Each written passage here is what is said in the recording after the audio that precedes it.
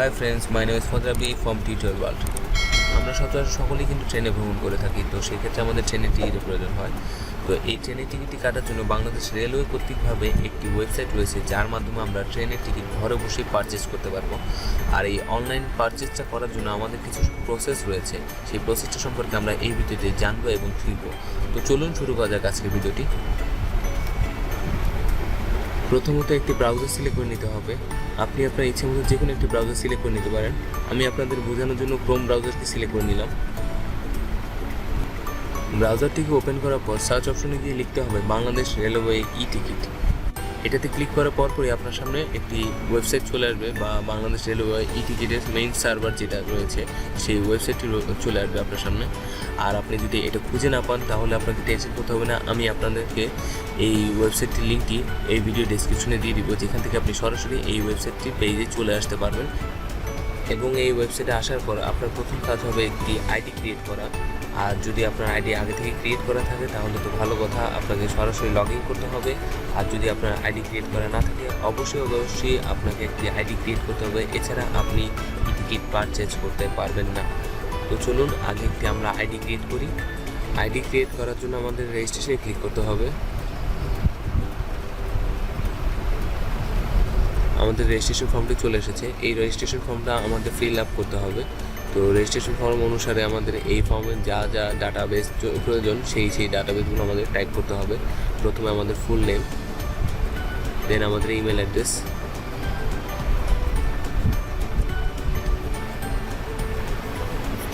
এখানে আমি আমার ব্যক্তিগত প্রাইভেসির জন্য কিছু অংশ ব্লার করে দিয়েছি, তার জন্য ক্ষমাসুল দৃষ্টিতে দেখবেন।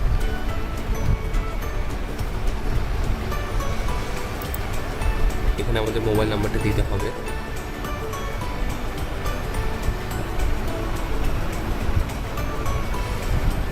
কনফার্ম মোবাইল নাম্বার দিচ্ছি।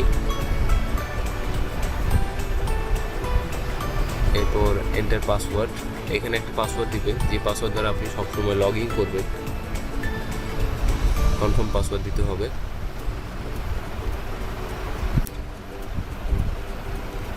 এরপর আমার আইডি ইনফরমেশন টাইপ, এখান থেকে আমার যে কোনো একটি পরিচয়পত্র প্রদান করতে হবে।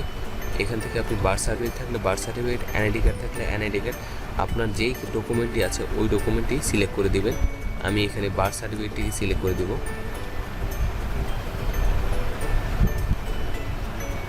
এরপর আমার বার্থ সার্টিফিকেট নম্বরটি এখানে টাইপ করে দিতে হবে। এরপর আমার পোস্ট কোড, যে স্থানে আমি বসবাস করি সেই পোস্ট কোডটি এখানে টাইপ করে দিতে হবে। আপনি যে স্থানে আছেন আপনার এলাকার পোস্ট কোডটি আপনাকে এখানে টাইপ করে দিতে হবে।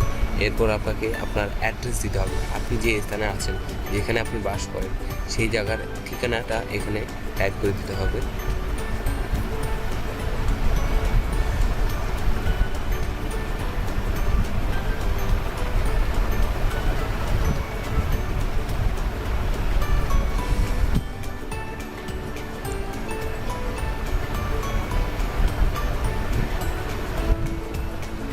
এরপর সাইন আপে ক্লিক করব। সাইন আপে ক্লিক করার পর আপনার সামনে একটি ইন্টারফেস চলে আসবে, এন্টার ইউর ওটিপি। তো সেক্ষেত্রে আপনি যে ফর্ম ফিল আপ করার সময় যে মোবাইল নাম্বারটি দিয়েছেন সেই নাম্বারে 6 সংখ্যার একটি ওটিপি গিয়েছে, সেই ওটিপিটাকে এখানে এন্ট্রি করাতে হবে। আপনারা এই 2 মিনিটের মধ্যে এই ওটিপিটা চলে আসবে, সেই ওটিপিটাকে এখানে এন্ট্রি করাতে হবে। তো তার জন্য আমি কিছুক্ষণ অপেক্ষা করছি। আমার ওটিপিটা চলে এসেছে।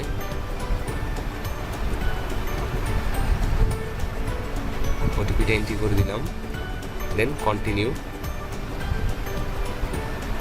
আমার রেজিস্ট্রেশন কিন্তু সাকসেসফুল হয়ে গেছে, আমার কিন্তু রেজিস্ট্রেশন কমপ্লিট হয়ে গেছে। এখন আমি আপনাদের একটি টিকিট বাই করে দেখাবো, কীভাবে পারচেস করতে হয় সেই প্রসেসটা আপনাদেরকে দেখাবো।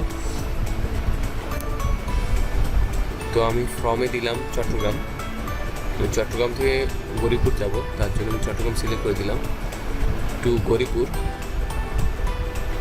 এখান থেকে সিলেক্ট করে দিলাম। আমি 23 তারিখ যাবো, 23 তারিখ সিলেক্ট করে দিচ্ছি। এখান থেকে আমি এসটি এয়ারপোর্ট সিলেক্ট করে দিলাম। ফাইন টিকিট, আমার এখানে টিকিট কতগুলো অ্যাভেলেবল তা দেখতে পাচ্ছি। এখানে টোটাল 42টা টিকিট অ্যাভেলেবল আছে। এখান থেকে আমি ভিউ স্ট্যাটাসে যাব, ভিউ স্ট্যাটাসে ক্লিক করছি। তো আমাকে আবার অ্যাগেন লগ ইন করার জন্য বলছে। আমি আমার ইউজার আইডিটা দিব এবং পাসওয়ার্ডটা দিব।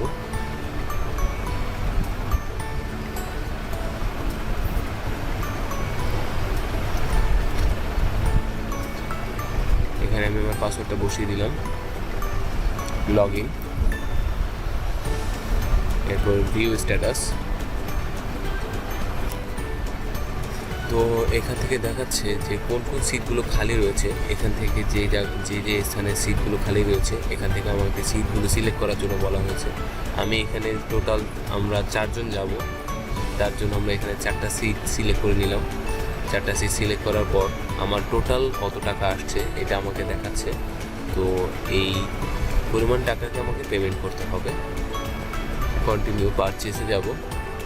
এখান থেকে টোটাল আমরা 4 জন যাচ্ছি, 4 জনের মধ্যে প্রথম আমি। তো আমার নামটি এখানে সিলেক্ট করা আছে অটো। এরপরে বাকি 3 জনের নাম আমাকে এখানে লিখে দিতে হবে। তার জন্য আমি আমার বাকি 3 জন ব্যক্তি বা বাকি 3 জন সাথীর নাম লিখে দিচ্ছি। আপনি যদি একা যান তাহলে আর আপনার অন্য কারো নাম লিখতে হবে না, আপনারটাই অটো চলে আসবে। আর অন্য কোনো ব্যক্তি যদি আপনার সাথে ভ্রমণ করে ওই ক্ষেত্রে আপনার অন্য যে ব্যক্তি আপনার সাথে যাবে তার নামটা আপনার এখানে টাইপ করে দিতে হবে। তিনি যদি অ্যাডাল্ট হন তাহলে অ্যাডাল্ট দিতে হবে, তিনি যদি বাচ্চা হন চাইল্ড সিলেক্ট করে দিতে হবে। আমি 3য় জনের নামগুলো লিখে দিচ্ছি।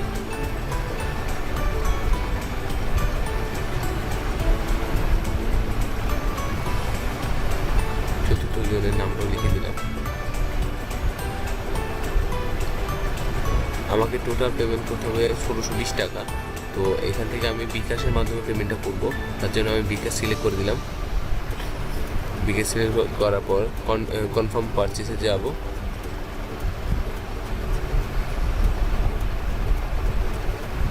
আমাকে কিছুক্ষণ অপেক্ষা করতে বলা হয়েছে।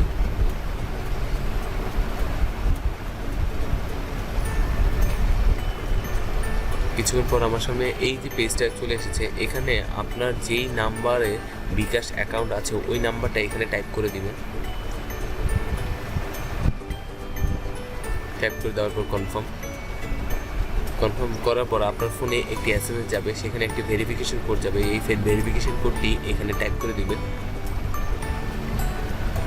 ভেরিফিকেশন কোডটি চলে এসেছে, আমি আমার ভেরিফিকেশন কোডটি টাইপ করে দিলাম, দেন কনফার্ম।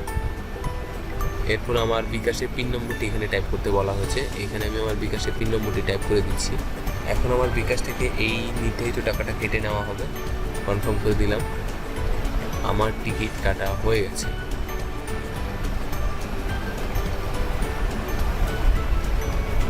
তো আমার টিকিটটি অটোমেটিকলি ডাউনলোড হয়ে যাবে। আর যদি ডাউনলোড না হয় তাহলে প্রিন্ট ইওর টিকিট নাও এটাতে ক্লিক করলে আপনার টিকিটটি আবার ডাউনলোড করতে পারবেন। তো দেখুন এখানে আমার টিকিটটি ডাউনলোড হয়ে গেছে। আমি এটাকে একটু ওপেন করে দেখাই আপনাদের। শো ফাইলে ক্লিক করলাম। তো এখান থেকে আমার এই টিকিটটিকে আমি ডাউনলোড করেছি। এটা দেখুন, এটাকে আমি প্রিন্ট করে ট্রেনে উঠে চলে যেতে পারবো, তো কোনো অসুবিধা হবে না। এছাড়াও এইভাবে যদি আপনার না আসে আমি আবার একটু অন্যভাবে করে দেখাচ্ছি।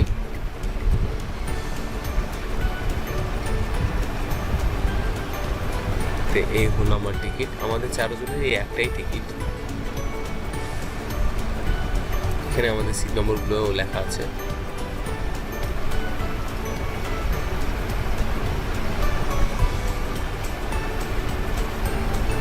এরপর যদি আমি এখানে প্রিন্ট ইওর টিকিট নাওতে ক্লিক করে দেখাই তাহলে দেখুন অটোমেটিকলি আমার সামনে ইন্টারফেস চলে আসছে। এখান থেকে আমি ডাইরেক্টলি প্রিন্ট করতে পারবো চাইলে। আমি এখন এটাকে প্রিন্ট করবো না। তো বন্ধুরা, আজকের ভিডিওটি যদি আপনাদের কাছে ভালো লেগে থাকে তাহলে লাইক করবেন, শেয়ার করবেন, সাবস্ক্রাইব করে আমাদের পাশেই থাকবেন, যাতে করে আমরা আপনাদেরকে নতুন নতুন ভিডিও উপহার হিসেবে দিতে পারি। ধন্যবাদ সবাইকে।